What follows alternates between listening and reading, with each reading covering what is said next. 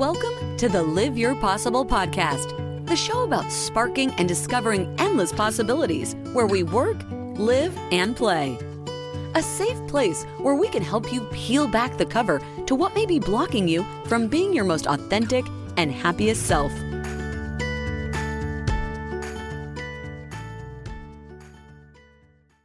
I'm excited to welcome Zach Mercurio to the show today. Zach is an author, researcher, and consultant specializing in purposeful leadership, meaningful work, and positive organizational psychology. He wrote the book, The Invisible Leader, Transform Your Life, Work, and Organization with the Power of Authentic Purpose, and works with hundreds of companies, schools, and governments around the world to forge purposeful leaders and cultivate positive cultures that enable more meaning, mattering, motivation, well-being, and performance. Listen to learn more about different ways to initiate and think about personal and organizational purpose. We also hear how a persistent teacher and a cab driver that influenced Zach to connect with his authentic purpose and why mattering is essential for all humans. Zach shares some of his research and tips to build these skills and strengths so you and I can do extraordinary things with other people. Enjoy the show. Well, welcome, Zach. Appreciate you joining us today on the Live Your Possible podcast. I'm excited to connect with you, my friend. I love the fact that you're a researcher, you're an author, you're a speaker, you're a professor. You're doing so many wonderful things out in the world today. I welcome you to the show. Thanks, Darren. I'm excited to be here. Just got your book. Excited to dig into that. And yeah, I'm excited to talk. Yeah, this is going to be really cool. I'd love to frame out how we go about this today, because I think there's a few categories I'd love to chat about. One is your book, which is right behind me here. And then two, you have this really cool article out about mattering, which I know it's been some work you've been working on, I think, for a few years now, right? So I'd love to talk about that. And then some personal elements and how that all intertwines and connects with the work you're doing. And in fact, I think I read in your book something about authentic purpose, and you ran into a cab driver that might have sparked something in you. Could you talk about that to get us going? Yeah. So like most people, in college, I was educated for success, not fulfillment. So I was educated to get a good job with a good starting salary and procure like the objective indicators of success to society. And I was not educated to understand what my unique functions were, what my strengths were, what my purpose was. You know, one of the things in architecture, right? There's the saying that form follows function. And you know, as I reflect on that cab driver story and how I got to that point, I'm realizing that I was educated the opposite way. You know, form your life and your career before you understand your function. And so that tension, you know, and the way we develop people and the way I was developed led me to this really well-paying advertising job in Washington, D.C. But I had no idea why I was there. Other than it looked good. I was pretty good at it. I was in advertising sales. It was a big agency. But what I quickly realized is that when you go into something and you try to form the what of your life without understanding your function, there's inevitably tension that arises. And this is the tension for me. I remember I would walk into the office and people would talk about what they did last weekend or what they're doing the next weekend on Monday. And I remember being really astounded that people were living for 2/7 of their lives, the days that began with the letter S. And then I started obsessing about this. I was like, how could this be? And then I realized I was out with clients and the people in the office, and these are clients were real human beings trying to start a business that they needed advertising for. They were, and I saw that humanness. I would go to dinner with them. Then I'd go back to the sales room and we'd talk about how can we get more money out of them?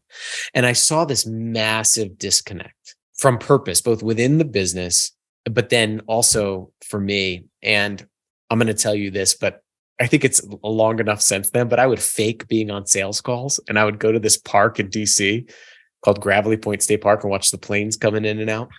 And there was this moment I remember that a cab driver pulls up next to me. He gets out and he's smoking a cigarette.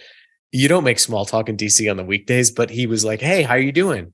And I said, "Is it the week? Hey, is it almost the weekend?" It was like Tuesday at the time. Like I fell into the trap, right? And then I asked him, I said, "How are you doing?" And he threw his cigarette, he put it out and he lit up. And he was like, "Oh man, I'm great." And he started telling me about this couple he just picked up and got to talk to. And he's like, "Hey man, you don't get it. My job, I'm people's friends they don't talk to anymore. I'm their parents they miss. I'm the first experience people have in the US when they fly internationally into Reagan National Airport. He's like, I love it. And he smiled really big and he got in his cab and he drove away. And I was like, I want to be a cab driver. But in my head, I was like, I don't want to be a cab driver. I want that perspective. He focused on his contribution.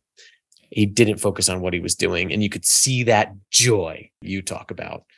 And it was from that moment that spurred me into leaving that job, going back and working in education, to try to make sure no one ended up like me. And then ultimately working with leaders and researching how we develop a perspective that allows us to see our contribution and realize our own significance before we think about what we're doing and how we're doing it.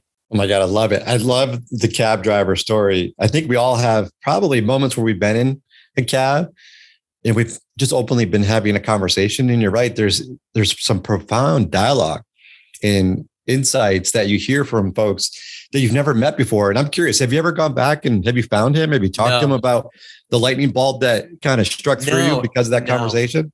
No. Wow. And I think that there's a lot I wish I had known then. One, I could probably have crafted a lot of purpose and made a lot of change in that business if I knew what I know now about creating mattering for those around me and developing a purposeful perspective. It wasn't the business that was the problem. It was the understanding of the impact of the business among the people that were there that was missing. People were so obsessed with results that they forgot about the cause, the impact they were making. But you're right. Like there are people like you will see them. You will see them today or tomorrow. And I hope you'll notice there are people who exude joy in everyday jobs. And one of the things that I've learned through studying custodians and janitors and working with frontline workers is that some of the most extraordinary people I meet do ordinary things with an extraordinary perspective. And that, a lot of our lives are filled with ordinary moments that because we're so caught up in striving to acquire and achieve things, that we miss out on the extraordinariness of the ordinary. And I find that leaders are also able to make the ordinary extraordinary through their perspectives and their approaches for people. And one of the ways to do that is to realize your significance, realize the contribution that you make or have the capacity to make in each moment. Yeah, it's those connections along the way that really make these huge impacts. And I'm sure you've seen with a lot of the research that you do in your work, happiness really doesn't come from those outcomes or those moments where you get a promotion or you have this new book that is out. For me, like writing the book, the love for the book is the journey, the experiences, the stories, the connections with people, different humans, what people openly share with you. I don't know. What do you think about all that? Yeah, I mean, most of us live in an if-then argument.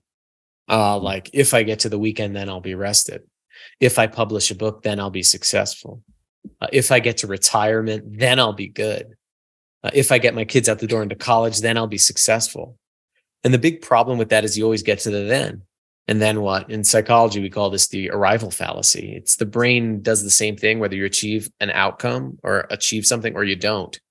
It's always asking what's next or what's wrong with you. The feeling of the release of cortisol, the stress hormone, is the same. And so it's why there's the post-Olympic blues, diagnosable psychiatric condition where amongst Olympians, when they win a gold medal, they fall into a pit of depression because they've identified their worth with what they acquire and achieve. And when that's gone, so too is their sense of self. And then what? It's easy to talk about this, right? But it's hard to guard against it, right? Because we know 50 years of research, hundreds of years of ancient wisdom has told us that no human being has ever been sustainably fulfilled by an extrinsic reward, an external thing. It just can't happen because this if-then argument, we live in this roller coaster of well-being, up and down. I call it trampoline resilience, right? You get something, your achievement, and then what? Well, you have to bounce up. But yeah, that's the way we're living these days. It feels like we go from one thing to the next, and our economy depends on it. Our economy depends on you feeling like you don't matter quite yet. And if you just get this thing, then you'll be happy. And this translates into leadership because we start leading in that way too. Like if we just get some good quarterly earnings reports, then we'll make it. If we just make it through the pandemic, then we'll do this. And the problem is that results in burnout, that results in extracting people's energy instead of regenerating it. And that results in a lot of despair. But joy, as you talk about, is, in my opinion, the way I define joy is it's happiness that's been liberated from circumstance. Love that. It's something that is stable and it's accessible in any situation, whereas happiness is dependent upon what's happening to you usually. Yeah, I mean, I take that a little bit to the point of connecting to what is happening, connecting it to something that's what you would talk about authentic purpose and I think higher meaning, which is a form of joy. To me, it's like if we're able to do that, then it isn't this temporary buzz that we've been taught happiness is. It comes and goes. It's, it's fleeting. I shouldn't have it. I have guilt. It's like, well, if we actually connect it to something that's actually bigger than us. And this is where I love your book. And I'll jump to this about the invisible leader. So tell me, Zach, why did you write the book? What's the need? Is it, how does this connect back to the sense of purpose and joy in the workplace? Like, tell me, what got you here to write this? Yeah. So purpose is our unique contribution. So purpose is the reason for which something is done or created or for which something exists. It asks the questions of what use are you to the world? How do your strengths make a unique impact? And the reason why it's such a key ingredient for joy, that stable happiness over time and stable fulfillment, is because, you may not be able to accomplish something on your to-do list today, or you may not meet your goals today, but you will be able to contribute to another human being today. Mm-hmm. And purpose is a stabilizing force because it's accessible to everyone every day, no matter where you are. And one of the reasons why I wrote the book is I kept seeing people, whether it's students, employees, leaders, living in that if-then argument. Living as if you are an organism designed to acquire and achieve, but we're not. Every organism that ceases to contribute to its ecosystem dies. Contribution is our purpose, right? We are actually built to contribute. If you think about when we're at our best as humans, we're at our best when we're needed. When it comes to crisis, when we become a caretaker for someone who's sick, when we become a parent, when we become a friend, right? We are at our best. We're optimized as organisms when we are needed. We're built for purpose, that contribution. So I wrote the book to help people understand how to uncover purpose wherever they are, and then how to build communities, classrooms, organizations where the common purpose, the common reason for being, is the ultimate driver of attitudes and behaviors, not any one person. And that's why it's called the invisible leader. Mary Parker Follett, a management scholar in the 1920s, said leaders and followers are both following the invisible leader, the common purpose. So purpose is that invisible leader in our lives that constantly pulls us forward, whereas results push us for the short term. Purpose, our contribution, is always accessible, so it pulls us for the long term. I love the pulls analogy. I think you've talked about in the book about how motivation pushes us. Yeah, the purpose, pulls us. And I love the fact that it's called the invisible leader, because it really is present wherever we are. And and I think we all have, and I hope we do. And if we don't, we should look into, what is our individual purpose and how does that connect to something bigger? And as you talk about common, are you referring to connecting the dots with individuals and teams and organizations or communities? Like how would you define that? Yeah. So like individual purpose, our authentic purpose is where our unique strengths make a unique impact on the world around us. Our common purpose is, why are we doing this together? Like, how do our unique strengths and resources together make an impact on something bigger? So I liken it to this, like your individual purpose is why me. The organization's purpose or community's purpose is why this. The common purpose is why us. Yeah. Why That's us great. together. And being able, when you can connect your individual impact, where your strengths make an impact, to wherever you are, and you could just add "so that" at the end of whatever your purpose is and connect it to a bigger purpose, that's where you start seeing the feeling of common purpose. Yeah, I love it. It's synergistic.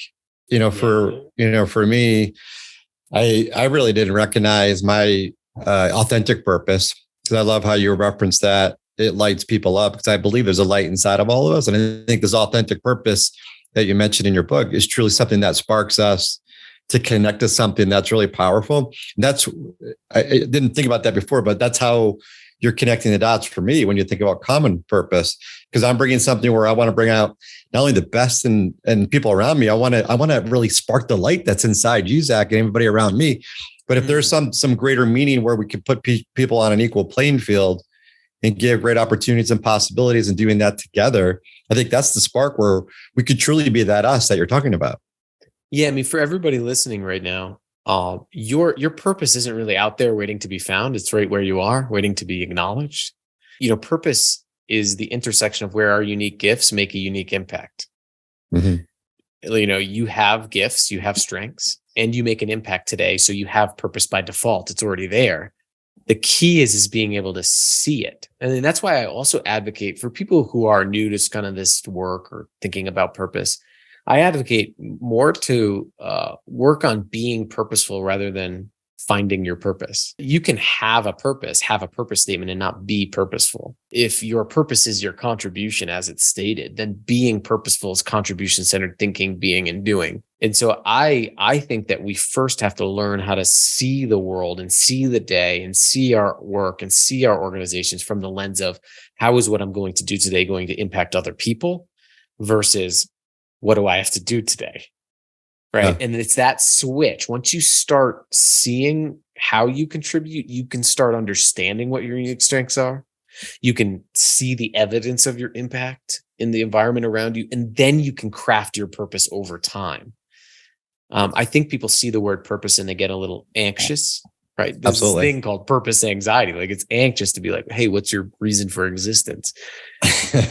So sort of allay that anxiety. I usually tell people, just start focusing on like, okay, in the next meeting you have after you listen to this podcast, how can you use your unique strengths to make a unique difference in the people's lives? And that's where purpose starts.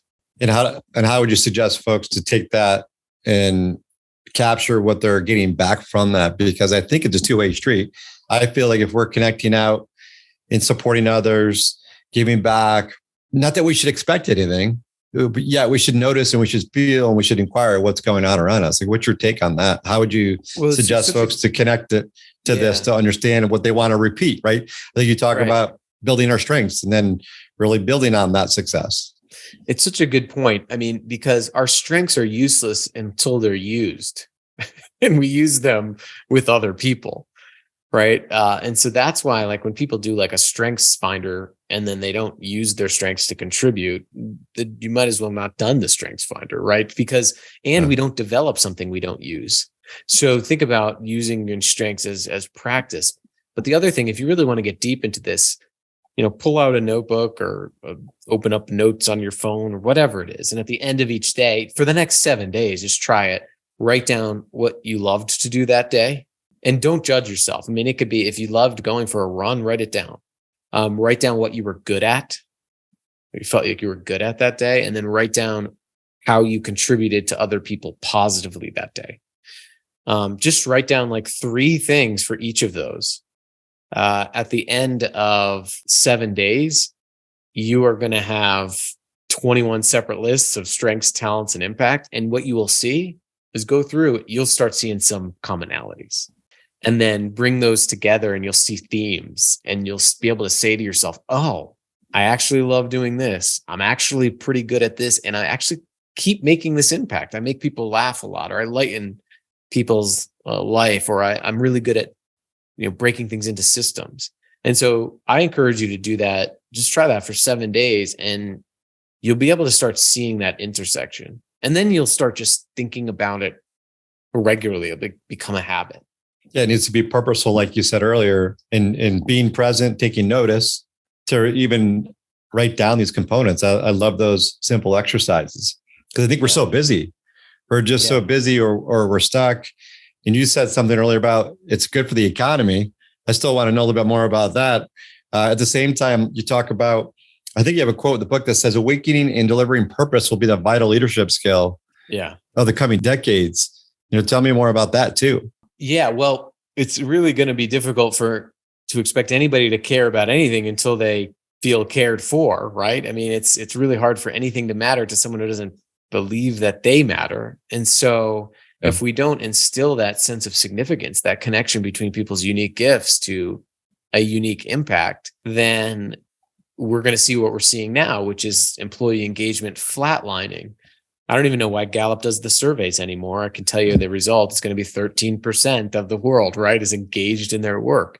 It's been like that since they did the first one, despite the TED Talks, despite the self-help books. If I were to put a graph up and show you number of self-help books published and depression rates, you would see them go like this together over the past 10 years. Now, why is that? It's because our fulfillment doesn't come from helping ourselves.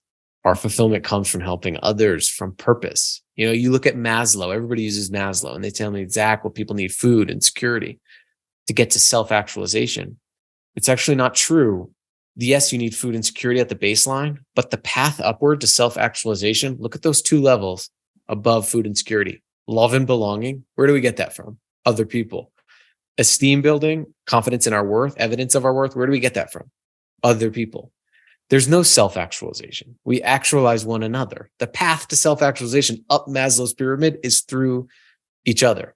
So purpose is the energizing force that focuses our energy outward towards others. And then, you know, what's great is we get better and actualize as a result. So what you're seeing, like in 30% of people feel invisible at work, not even seen.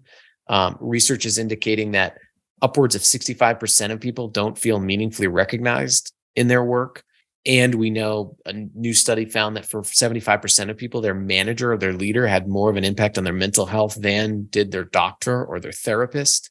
If we don't fill this mattering deficit through making sure people can see their purpose and see their significance, then we'll be left with this collective meaning deficit. And what's really tragic is that feelings of invisibility, feelings of uselessness and worthlessness almost always result in acts of desperation or acts of withdrawal. Quiet quitting, for example, is just one symptom of an anti-mattering epidemic. High turnover, one symptom of an anti-mattering epidemic. The fact that there's 500,000 people in the workforce that want to work, but are discerning where to work and won't take the open jobs is an epidemic of anti-mattering. People will always choose their dignity over your job. So here we are. Yeah, I could see the connection too, back to the economy. People not working, people not buying, people not helping each other out, people isolating and just not really thriving. Yeah. Or if people aren't getting their significance in their workplaces where they spend a third of their lives or their communities, they're going to look for a smaller group of people that give them significance, also known as echo chambers, also known as division. I think a lot of our division right now as a economy, as a society, is actually the result of people competing with each other for the significance they don't get in their communities, workplaces, and families anymore. Yep. And they're trying to find small, isolated microclimates where they can feel significant, and it's isolating us. Maybe we could rely on Chat CPT or other technologies to fill the void. That's kind of scary when you think about it. Very scary to think about it, because we develop a sense that we matter, which is important to discovering purpose. Because if we don't believe that we're worthy of contributing, it's very hard to find our contribution, our purpose. And the problem is that AI, for example, cannot replicate the interpersonal experience of mattering to another person. Yeah, there's a loss of obviously connectivity, relevance, understanding. It's not possible. Yeah, to feel like you matter to an algorithm. Yeah, that's scary. I mean, because we rely on it so much. We're sitting on a screen right now. A lot of folks, when they're done with a call, they hit the end and go to the next meeting, right. And there's no interaction. And I love your article, and I'll post this for the listeners, how to create mattering at work. And it talks about right in the beginning about how the U.S. Surgeon General named mattering at work a top priority for improving mental health. Everything you were just saying. So how do we create mattering at work? How do we help leaders? Because I do talk to leaders quite often, and people are struggling. I think leaders themselves are struggling. So how can they create mattering at work when they're not even sure they matter? They're not even sure what to contribute themselves. This is an epidemic. Where do you want to start? Because there's so many questions I have here. Yeah. I mean, so when I wrote the book on purpose, in the pandemic, actually, I had this realization, and I had this realization that I can't ethically tell somebody to discover their purpose if they don't believe that they're worthy of contributing. And then I started thinking, well, I can't tell someone to use their strengths if they don't believe they have strengths. And then I started thinking, I can't tell someone to share their voice if they don't believe their voice is important. Sure. And then I started thinking, what comes first? Well, what comes first literally when we're born? The first thing that we do as human beings is there's an instinct. We tilt our head upward. We look for someone to value us.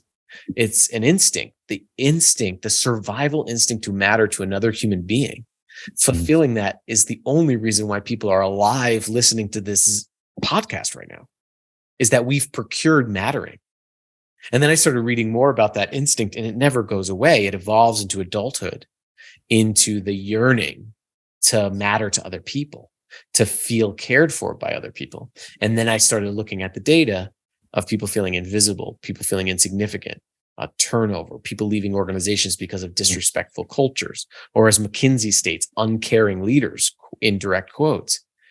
And I realized there is something that we've been missing. We've been missing the prerequisite for everything we say we want in organizations. And that is the experience of mattering, which is the belief that we're a significant part of the world around us, that comes from feeling valued and knowing how we add value.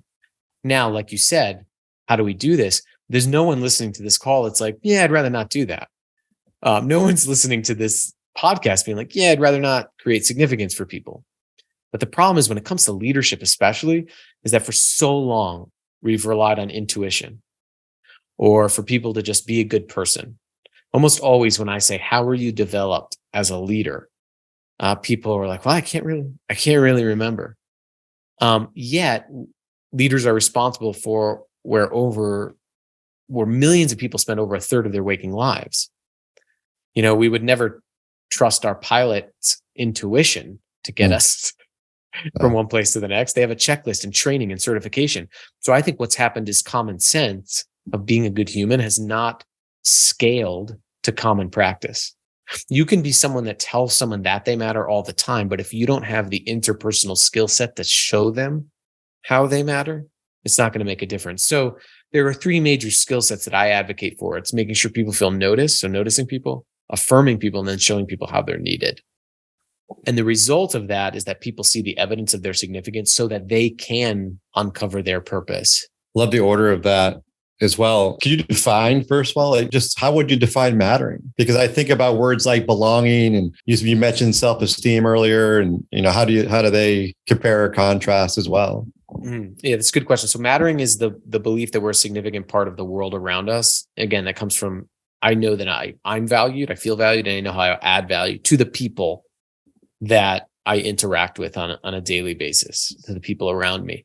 Belonging, it's different than belonging, because belonging is, you feel like you're included and welcomed into a group. You feel like it's normal for you to be in that group. For example, I could feel like in my marriage that I belong in the marriage, but I could not feel like I matter to my partner.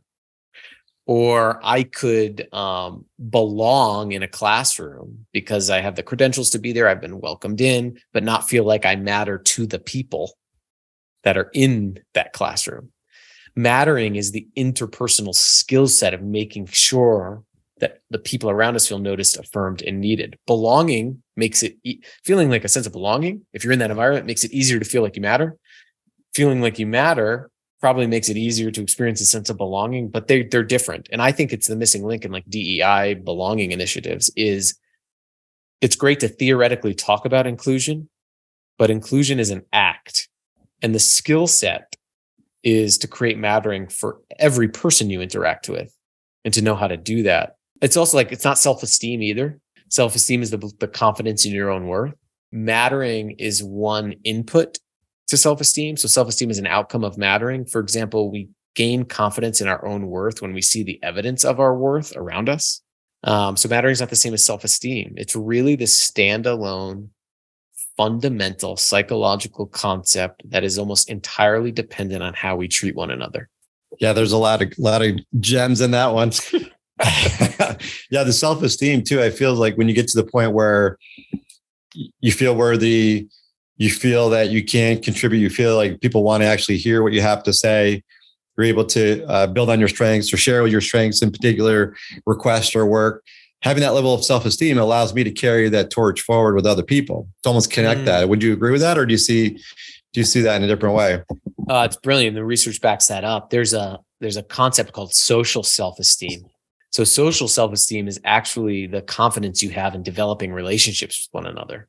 And it's really important. Research finds that when we feel like we matter, we actually have higher social self-esteem, which actually allows us to create better relationships. It would be like if I invited you to a networking event and I just put it on your calendar and I told you to show up and you didn't know anybody.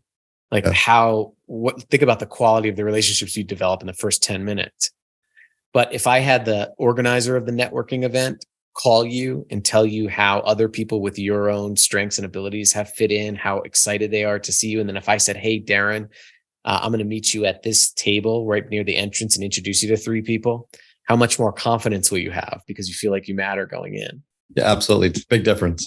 Big difference. That's social self-esteem. And that's one of the key outcomes of feeling like you matter.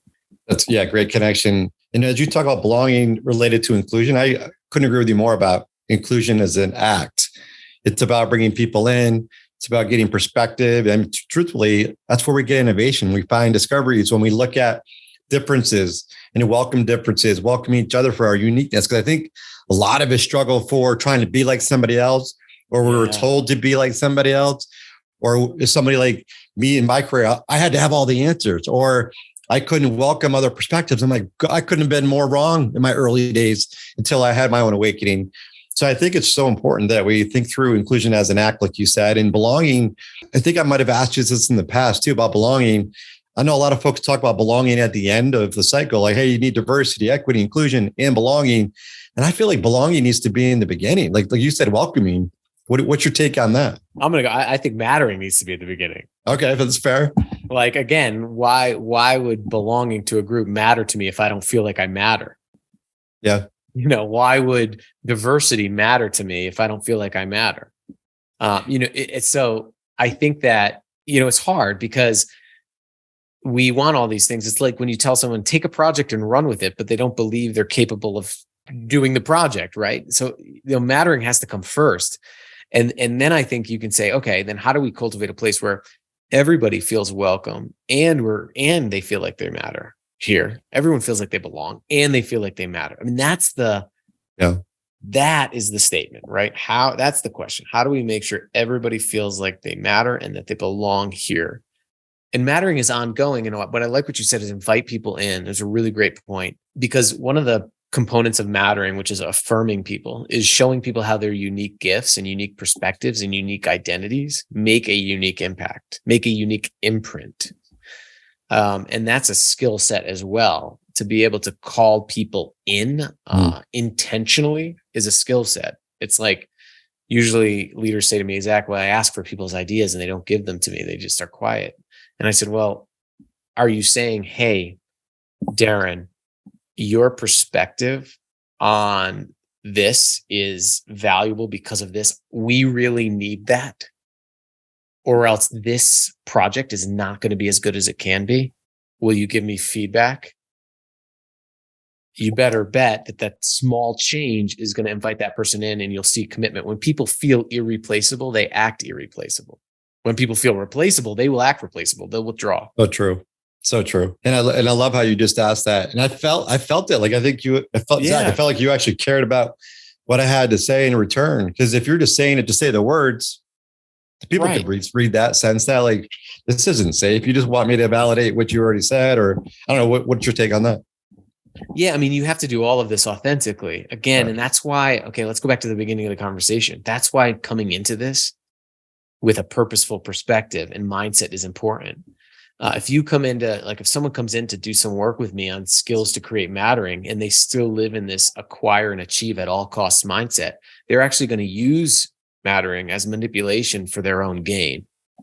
Like, let me show Darren how he's needed so he can't go anywhere else and keeps producing and working harder for me. That's not what I'm talking about. Every positive psychological phenomenon has been used negatively by human beings.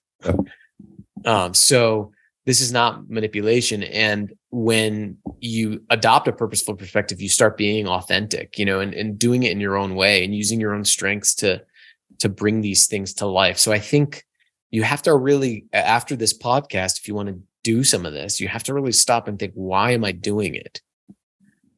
And if you're doing it to get more out of people, that's probably not going to end well.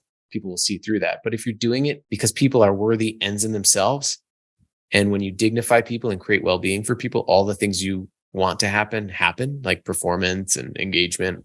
All of those things are lagging indicators of how human beings feel, and their byproducts. Then I think you'll have a lot of success and you'll feel it more authentically. Yeah, I mean, I could promise you that is true just from my own experiences, just stepping in differently and even being vulnerable, with good intentions.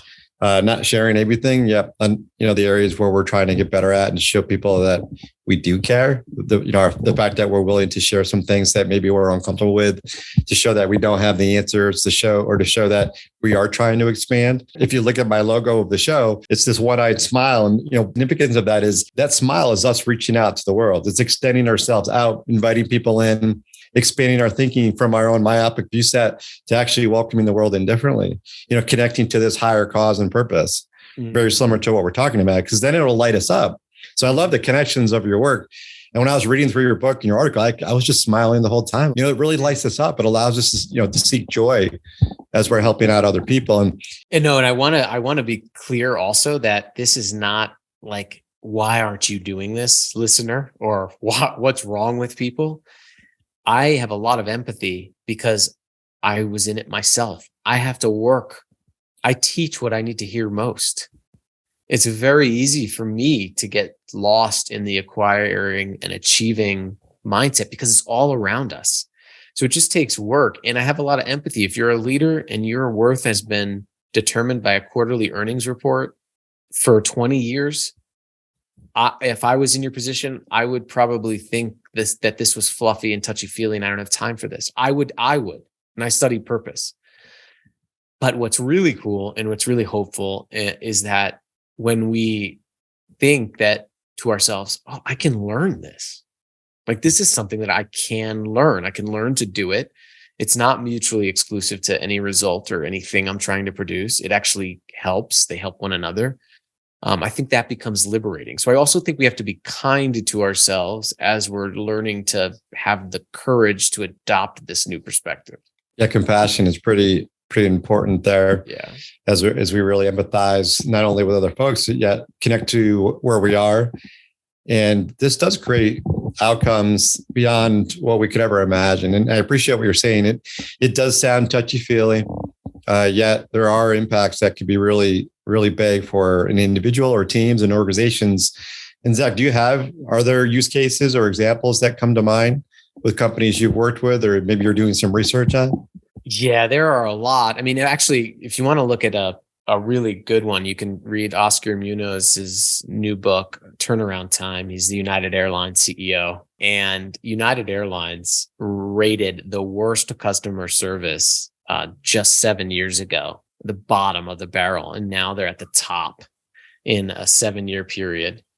And if you see how they've done it, they've completely refocused to making sure that employees feel valued. And these are things like having predictable shifts. So it seems like, but a gate agent, if I'm a gate agent and I don't know when I'm going to be working, I'm already filled with anxiety. So I find out that I'm going to be working and I come to that shift and Darren comes to me yelling at me because you need me to change your flight because we just got canceled. Am I equipped? Do I feel like I matter enough to care about you and deliver good customer service to you? Probably not. And that's what United realized, that these things, these small things like predictable shifts, making sure people have career development pathways, making sure that leaders and people feel valued and know how they add value. If that is not the leading indicator, all these lagging indicators of expected good customer service will not happen. And it's a remarkable turnaround. I also have another story of a car wash that I work with here in Colorado, and they are a tunnel car washing system. And their purpose is to prepare people for the future and provide for the community. Now, how they are developing affordable housing for their employees, anytime they delegate a task of the employees, they connect it to their future development plan. Because the general manager of the car wash said to me one day, I realized that my problem that I'm trying to solve in this world is that nobody wants to work at a car wash. Wow. This is their first job, the only job that people can get. So if I'm employing them, I have an ethical obligation to prepare them for the future that they want. And by doing so, he said, the only KPI I can care about is 80% retention for a year. So I have the time to prepare them for the future that they want. That's their only KPI. They stripped everything off. And now they wash 3 times the amount of cars than comparison car washes in some rural places in Colorado. People from Europe come to study how they're doing things. They're creating a nonprofit called Leadership Worth Following that creates tracks for frontline workers up to leadership positions. And they get about 60 applications for every 1 open car wash attendant position. That's awesome. Because they don't advertise pay. They advertise, work for a company that actually cares. Yeah. And it's really, and you can tell, like when you go in, like you can tell from working with the people there that it's a totally different experience than any other car wash you go into. I mean, people are smiling, they're happy, they follow up with you. Great examples. Awesome stories. We'll have to add a couple links on those too. Now, Zach, how did you get here personally? Like, were there any moments or challenges? Like, I love the cab story, but maybe going through life, maybe elements of learning or light up moments or surprises, or is there anything that comes to mind that you're comfortable sharing with us that maybe is kind of sitting with you today that you've had to overcome or that you continue to learn from? Yeah. I mean, I think for me, like I was the youngest of 3 brothers and high achieving, like, one's a really successful banker. The other one's a successful veterinarian. And I was always trying to measure up like as a kid. And, when you try to be so many other people, you're nobody. If you're trying to be everybody else, you're nobody. And I sort of felt that I was always sort of like trying to find my way, find my place. And it was the 3rd kid. And so I was kind of like, you get really good at entertaining yourself and comparing yourself when you're the 3rd kid. And I really think that I'm sort of like what my 5-year-old self needed at that time, which was I needed someone to help me realize my own unique significance, how I fit in. So I feel like my childhood, which was really great, but also like that being the 3rd kid and comparing and not being able to find my way and always being interested in everything, and that not being able to find my major in the catalog, that fit me. And I think all of that stuff has led me to my purpose now, which is to help people realize their own significance, help leaders realize their own significance. I think that that's how a lot of people, when you really look back at your childhood and look how you developed that your mindset, it all goes back to that 5-year-old self and those experiences. I mean, in psychology, we see that all the time. I'll also say that I had a journalism teacher in high school who I was my brothers went to college and I didn't want to go to college because my brothers went to college. I was like, I'm going to join the Air Force or the Coast Guard. Like I was so lost. It was senior year. And I had a journalism elective teacher, and she kept bringing me in brochures of colleges that she thought I'd fit with. And it was these journalism programs, these writing programs, because she thought I had a gift in writing. And I would just kind of like toss them aside, whatever. She kept doing it though. That's what mattering is, right? When we notice someone needs you, you think about them when they're not there and you give them an action to show them they thought about. She was relentless. And she gave me a brochure for James Madison University, a university in Virginia, and they had a good journalism program. And that's where I ended up going. I actually was a journalism and advertising major, but because I went there, because I learned how to write, because I got that advertising job, because I met that cab driver, I mean, really her persistence in showing me that I matter is the only reason why I'm right here talking to you right now. That's fascinating. Guess what? I don't remember her name. I was going to ask you that question. But this is what happens. And so one of the things that I want to leave you with is that there's a great quote, and I can't remember who said it, but he said, a river's source knows nothing of where it goes. It's true for all of us. Like we all have inputs into the system we call life every day. and those outputs are infinite. And it sounds cliche, but cliches are cliches because they're true. And imagine that impact every day that you're making through your small inputs, and you really can't not matter. And knowing that you can make that impact and let it flow and not look for it in return all the time. And just know that you can have that great impact on people's lives, like that teacher had and the cab drivers had, and even your brothers to an extent, right? Had Absolutely. Indirectly. And I would say that purposeful people tend to take responsibility for their inevitable impact, because not only can you make an impact, but you are making one today. You are making an impact. It just depends on whether you take responsibility for it or not. Zach, it seems like you have so much fun at this work and how you're delivering this out in the world. Anything that you could share with us that you do for fun on a personal level before we take off? Yeah, well, I have an 8-year-old and a 5-year-old. And so that's just fun in itself. I mean, we have a great time together. We go camping. We like camping. We like hiking. We like being outside. So that's just a complete joy right now. And I also love cycling and being outside. And I love doing this. I mean, I like being in conversation with people about ideas that matter. That's fun to me. Yeah, it is fun. I could tell it's coming through loud and clear, which is great. And I just want to say, I appreciate all your insights, all the work you're doing.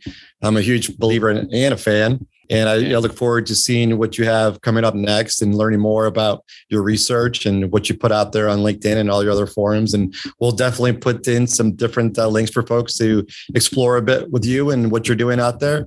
And again, I just want to say thank you. I'm honored to have you on the show and really to call you a friend. So thanks again. Yeah, thanks for your work in creating this platform. It takes a lot of work. Again, you probably don't know how many people are affected by these conversations, but they're thousands. Fun to think about. Yeah, take care. Thanks, you. Aaron. You can really tell Zach loves this work. It felt like we just got started with the conversation. So therefore, I plan to add additional links and ideas to help you on your journey with this work. A few takeaways that I ask you to join me in practicing include the following. First thing, I love Zach's reference to the if-then yo-yo life we live today, lacking fulfillment and joy as we keep looking for the next best thing down the road, rather than connecting what is right in front of us that matters each day. Take notice of these and keep a list of what lights you up or that you're really grateful for. Zach also has us thinking about learning our purpose by taking intentional steps first to know what purpose means to us so we can define it before acting on it. How about this? Over the next 7 days, jot down what you are doing that makes you feel really good and what you're doing with other people that's creating a positive impact. Because Zach believes this is where defining our purpose starts. Zach also points out that mattering is with us from birth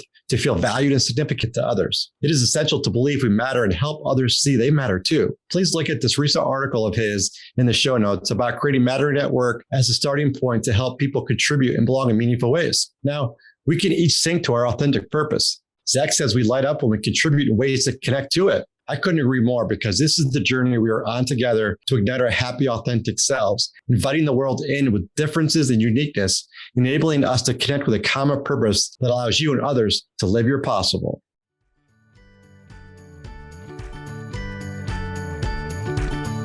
That's all for today's episode. If you liked the show, please don't forget to like, share, and subscribe so you don't miss the next one. Live Your Possible dares to unlock your fullest potential and become an avenue for others to do the same. Join the community by visiting ignitehappy.com. It's time to discover endless possibilities with equal opportunity for all. See you again next week for more insights on how you can live your possible.